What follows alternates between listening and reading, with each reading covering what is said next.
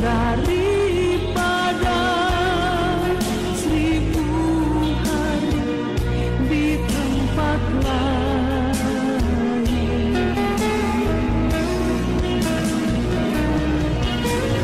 Memujimu, menyembahmu, Kau Allah yang hidup, dan menikmati semua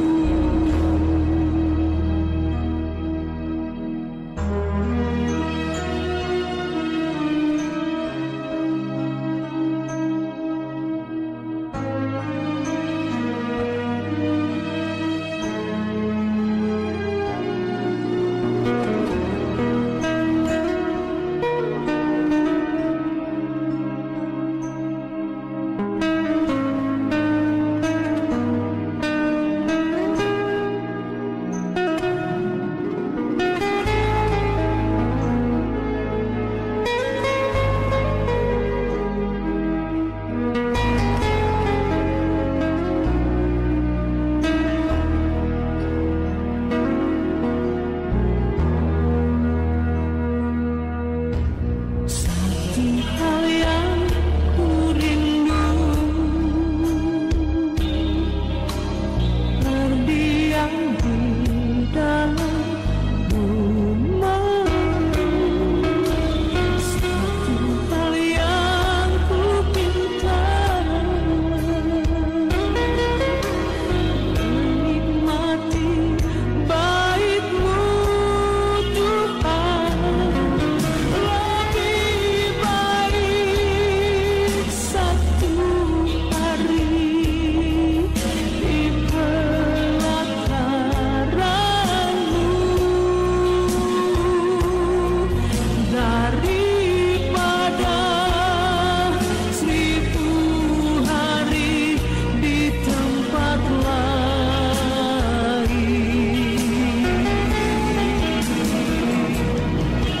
Memujimu, menyembahmu, Kau Allah yang hidup, dan menikmati semua dan menikmati semua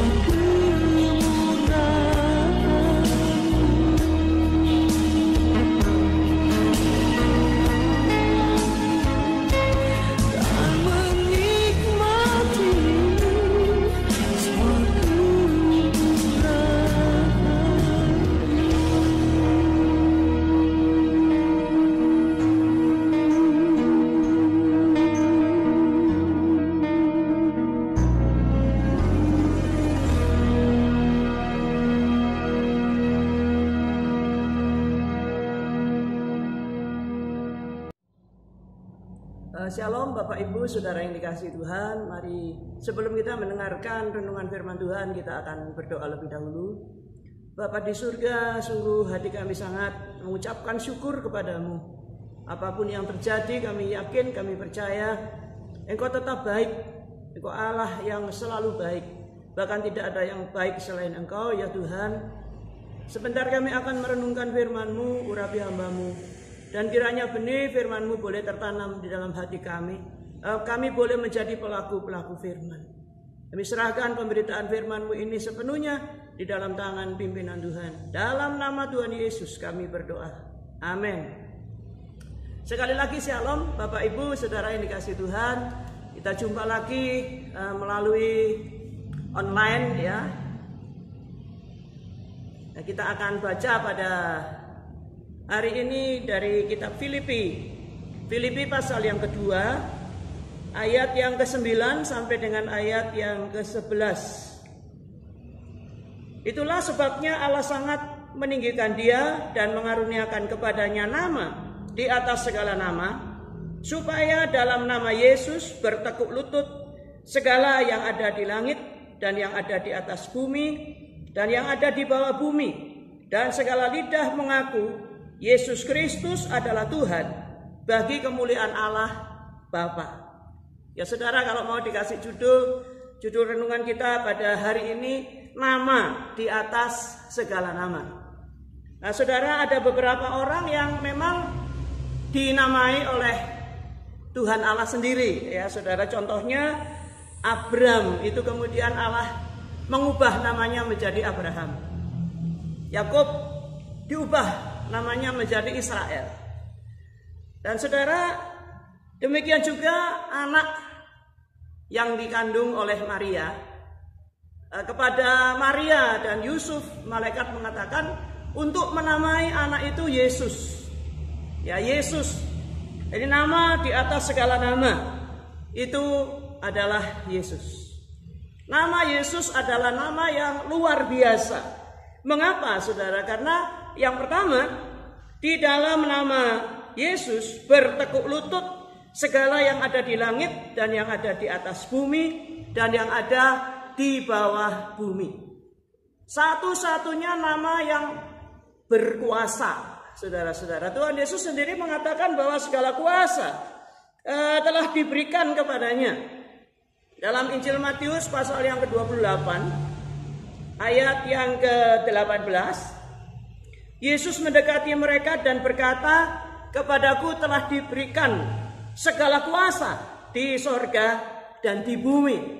Jadi dia satu-satunya penguasa, saudara-saudara. Sehingga benar yang dikatakan bahwa dalam nama Yesus bertekuk lutut segala yang di langit, di bumi, dan yang ada di bawah bumi. Yesus nama yang berkuasa. Yang kedua, di dalam nama Yesus manusia diselamatkan.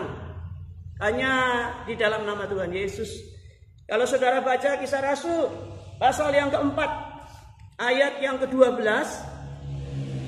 Kisah Rasul pasal yang keempat ayat yang ke-12. Dan keselamatan tidak ada di dalam siapapun juga selain di dalam Dia, sebab di bawah kolong langit ini tidak ada nama lain yang diberikan kepada manusia yang olehnya kita dapat diselamatkan. Jadi saudara-saudara, hanya oleh karena percaya kepada Tuhan Yesus Kristus, hanya oleh karena percaya kepada Tuhan Yesus saja, maka manusia itu dosanya diampuni. Kita percaya itu ya saudara. Kita tidak akan selamat kalau kita tetap dalam kondisi berdosa. Dan bagaimana manusia bisa melepaskan dirinya dari dosa? Itu hanya satu cara, yaitu ada seorang yang menanggung, menebusnya. Orang itu namanya Yesus. Saudara, di dalam nama Yesus manusia memperoleh keselamatan oleh karena diampuni dosa-dosanya. Dan selain diampuni segala dosanya juga segala belenggu dosa, segala ikatan itu bisa dipatahkan, bisa dilepaskan di dalam nama Tuhan Yesus. Dan kita diselamatkan. Itu sebabnya Dia memiliki nama di atas segala nama. Saudara, itu sebabnya sekali percaya kepada Tuhan Yesus, tetaplah percaya kepada Tuhan Yesus untuk selama-lamanya. Kalau kita mau setelah hidupan sementara di bumi ini berakhir, dan kemudian kita percaya bahwa ada kebangkitan dari antara orang mati, sebagian dihukum untuk selama-lamanya, sebagian menerima kehidupan kekal selama-lamanya. Golongan yang kedua ini adalah orang-orang yang sungguh-sungguh percaya kepada Tuhan Yesus Kristus. Dalam nama Tuhan Yesus manusia memperoleh keselamatan. Yang ketiga, di dalam nama Yesus setan-setan diusir dan sakit disembuhkan. Itu dituliskan di dalam Markus pasal 16 ayat yang ke-17. Markus pasal yang ke-16 ayat yang ke-17. Tanda-tanda ini akan menyertai orang-orang yang percaya. Mereka akan mengusir setan-setan demi namaku. Mereka akan berbicara dalam bahasa-bahasa yang baru bagi mereka. Kemudian ayat yang ke-18, mereka akan memegang ular dan sekalipun mereka minum racun maut, mereka tidak akan mendapat celaka. Mereka akan meletakkan tangannya atas orang sakit dan orang itu akan sembuh. Ada kuasa yang besar di dalam nama Tuhan Yesus. Jadi pada waktu Tuhan Yesus ada di bumi ini, Dia banyak melakukan mujizat, ya saudara, mujizat kesembuhan. Dan Tuhan Yesus berkata bahwa tanda dari seorang murid, ya salah satunya adalah mengusir setan di dalam namanya dan menyembuhkan orang sakit, ya, dan menyembuhkan orang sakit. Di dalam Kisah Rasul pasal yang keempat ayat yang ke-10 itu ada kisah Petrus menyembuhkan. Nah, saudara-saudara, di dalam Kisah Rasul pasal yang keempat ayat yang ke-10, maka ketahuilah oleh kamu sekalian dan oleh seluruh umat Israel bahwa dalam nama Yesus Kristus orang Nazaret yang telah kamu salibkan, tetapi yang telah dibangkitkan Allah dari antara orang mati, bahwa oleh karena Yesus itulah orang ini berdiri dengan sehat sekarang di depan kamu. Saudara, Tuhan Yesus yang mengatakan bahwa murid-muridnya juga akan bisa menyembuhkan, dipraktekkan oleh Petrus. Petrus menyembuhkan orang yang lumpuh di dalam nama Tuhan Yesus. Dalam Kisah Rasul pasal yang ketiga ayat yang ke-6, tetapi Petrus berkata, emas dan perak tidak ada padaku, tetapi apa yang kupunyai kuberikan kepadamu. Demi nama Yesus Kristus orang Nazaret itu, berjalanlah. Seketika itu juga berjalan, saudara-saudara. Lalu ia memegang tangan kanan orang itu dan membantu dia berdiri. Seketika itu juga kuatlah kaki dan mata kaki orang itu. Sungguh-sungguh terjadi, sungguh-sungguh terjadi mujizat, keajaiban, kesembuhan. Itulah nama di atas segala nama. Dan kemudian berikutnya yang keempat adalah bahwa di dalam nama Yesus doa dikabulkan. Tuhan Yesus memberitahukan murid-muridnya untuk berdoa. Ya, berdoa kepada Bapa yang ada di surga di dalam nama Tuhan Yesus. Ya, atau bisa langsung memohon ya kepada Tuhan Yesus. Yohanes 15 ayat yang ke-16. Yohanes pasal yang ke-15 ayat yang ke-16, bukan kamu yang memilih aku, tetapi akulah yang memilih kamu, dan aku telah menetapkan kamu supaya kamu pergi dan menghasilkan buah, dan buahmu itu tetap, supaya apa yang kamu minta kepada Bapa dalam namaku diberikannya kepadamu. Apa yang kita minta kepada Bapa harus di dalam nama Tuhan Yesus, maka itu akan diberikan. Tetapi juga kita bisa meminta langsung kepada Tuhan Yesus. Yohanes pasal yang ke-14 ayat 13 dan ayat yang ke-14. Dan apa juga yang kamu minta dalam namaku, aku akan melakukannya, supaya Bapa dipermuliakan di dalam Anak. Jika kamu meminta sesuatu kepadaku dalam namaku, aku akan melakukannya. Bisa minta langsung ya saudara-saudara. Ya seperti itu. Jadi sungguh-sungguh nama yang luar biasa. Makanya disebutkan nama di atas segala nama. Nah sekarang siapa yang bisa menggunakan nama ini? Dengan kemudian terjadi hasil ya, yang ajaib. Meskipun memang ya saudara-saudara, tidak semua orang sakit bisa disembuhkan di dalam nama Tuhan Yesus. Karena ada kalanya juga ada orang-orang sakit yang justru karena sakit itu membawa dia kepada kematian. Ya contohnya Nabi Elisa. Nabi Elisa itu meninggal oleh karena sakit. Seorang nabi ya saudara-saudara. Jadi jangan kemudian kita beranggapan bahwa pasti semua beres, semua tidak. Ya, tidak seperti itu. Tetapi tetaplah percaya bahwa memang ada kuasa yang luar biasa di dalam nama Tuhan Yesus ini.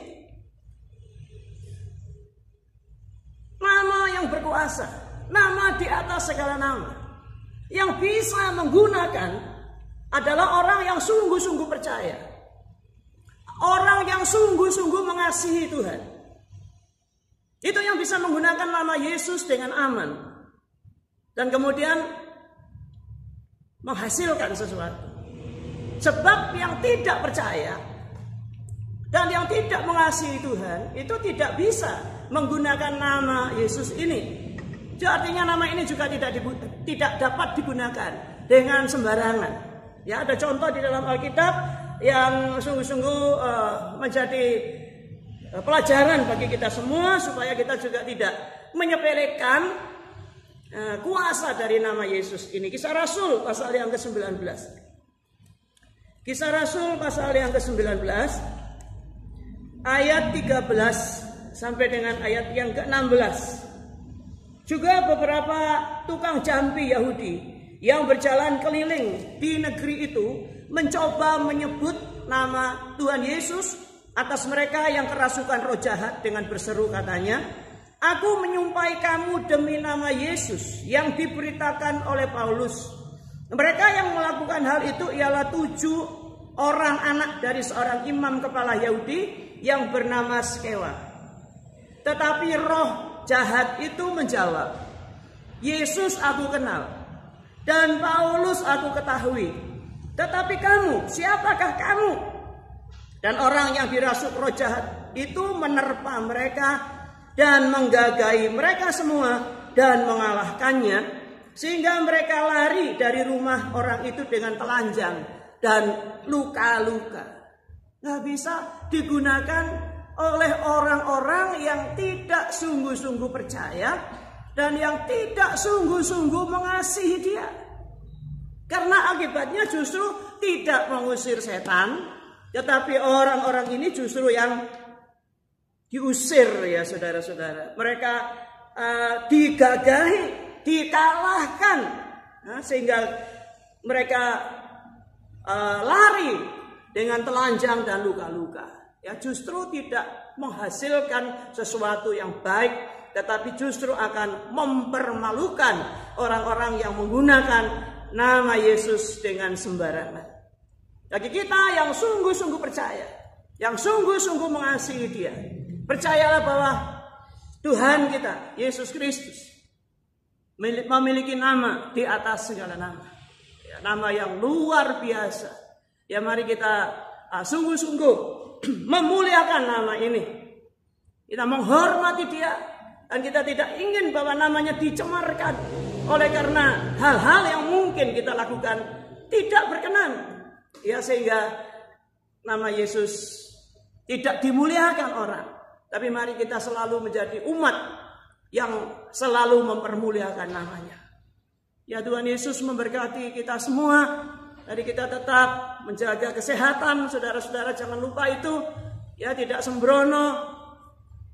Dan gunakan nama Yesus yang berkuasa itu. Ya, amin. Untuk firman Tuhan, mari kita berdoa.